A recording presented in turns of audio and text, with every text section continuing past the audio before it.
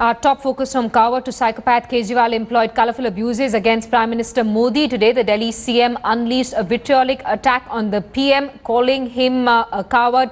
He intensified the face-off between the Aam Aadmi Party and the BJP.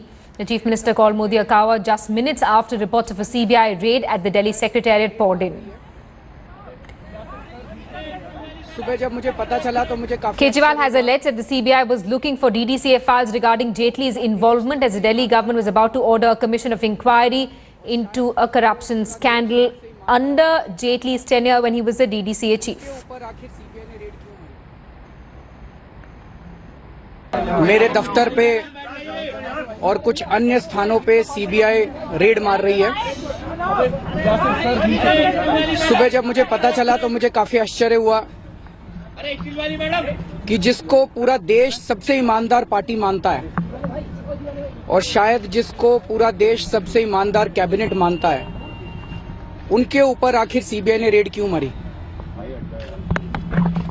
पूरा दिन की घटनाओं के बाद ये कहा जा रहा है कि ये रेड मेरे प्रिंसिपल सेक्रेटरी राजेंद्र जी के पुराने कुछ 2007-2008 से संबंधित उन्होंने कुछ ठेके दिए थे, उनसे संबंधित ये रेड है।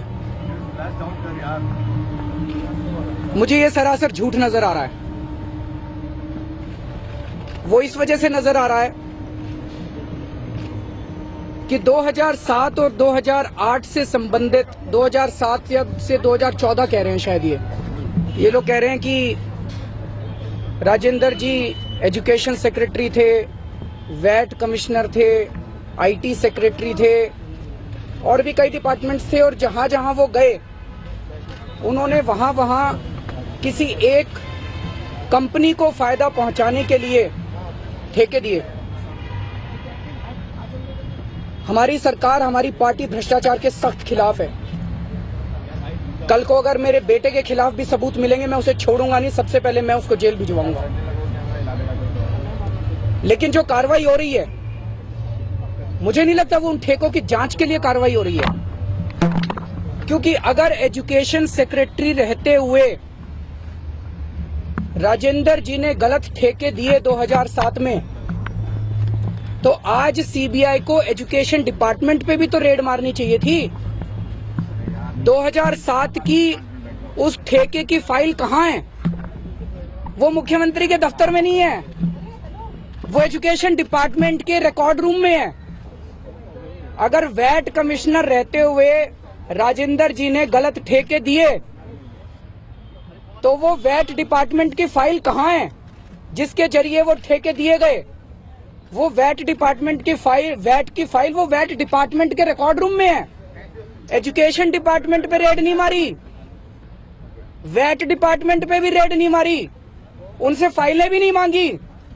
जिन ठेकों की ये बात कर रहे हैं, उन ठेकों की फाइलें अभी तक दिल्ली सरकार से मांगी नहीं गई हैं। उन्होंने कहा कि आईटी सेक्रेटरी रहते हुए उन्होंने ठेके दिए, तो आईटी डिपार्टमेंट पे भी रेड नहीं मारी उन्होंने, मुख्यमंत्री के दफ्तर में रेड मारी है। मुख्यमंत्री के दफ्तर में 10 या 15 दिनों से ज्यादा पुरानी फाइलें नहीं होती हैं।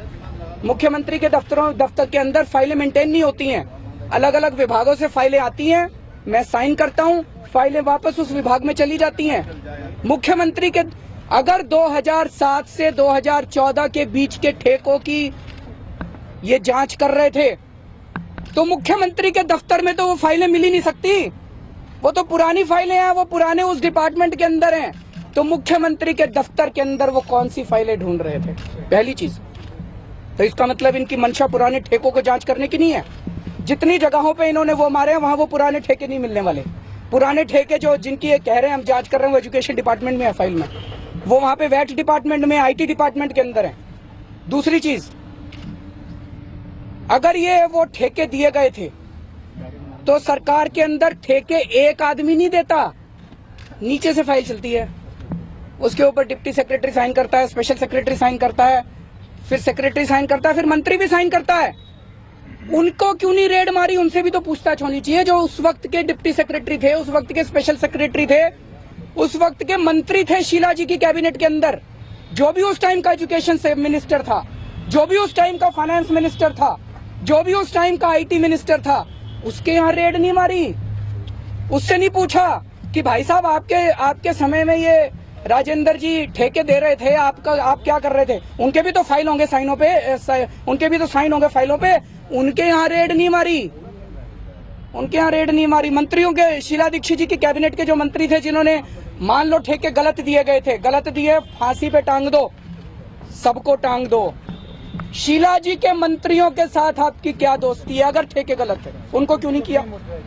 उस वक्त का स्पेशल सेक्रेटरी, डिप्टी सेक्रेटरी, फलाना सेक्रेटरी, ढिलका सेक्रेटरी, वो उसको क्यों नहीं किया? मकसद उन ठेकों की जांच करने का नहीं है, मकसद केजरीवाल है।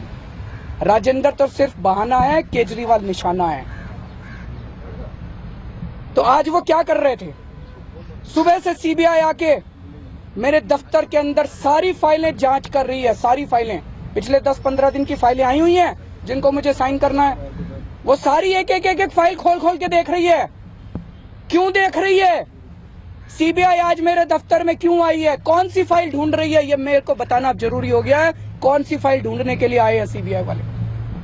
ये फाइल है डीडीसीए की फाइल, जिसके अंदर अरुण जेटली फंस रहे हैं। अरुण जेटली पिछले कई सालों से प्रेसिडेंट है डीडीसीए के, और डीडीसीए के अंदर जितना भ्रष्टाचार हुआ है अरुण जेटली के रहते हुए, उसकी मैंने जांच कमेटी बिठाई थी, उसकी रिपोर्ट आ गई है, और उसके ऊपर अब कमीशन ऑफ इंक्वायरी बैठने वाला था, जिसकी फाइल मेरे दफ्तर के अंदर है।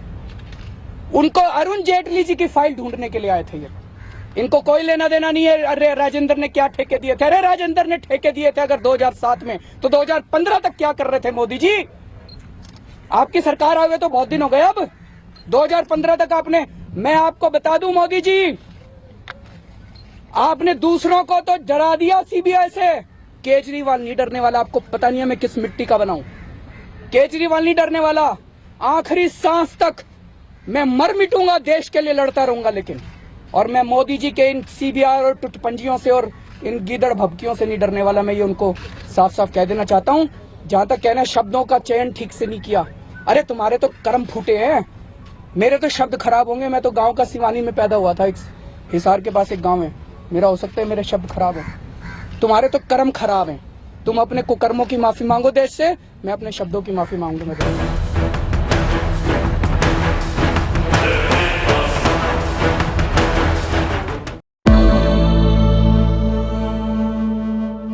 That's all the time we have in this edition of First Up 9 AM Live. But before we go, we leave you with images of today's Google Doodle. It pays tribute to Belur.